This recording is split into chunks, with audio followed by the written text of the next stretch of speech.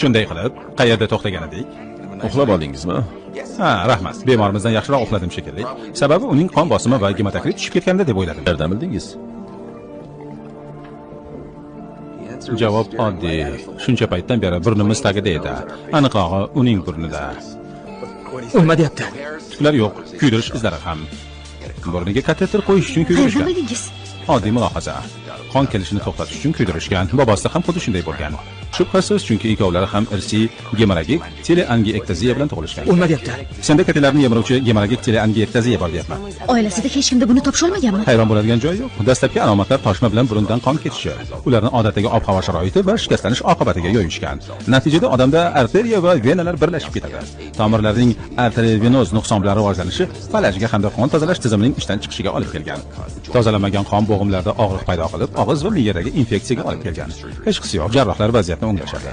Aytganlarimni bari bo'yicha test o'tkazing. Dengiz piyodalarini siri bo'lmagan.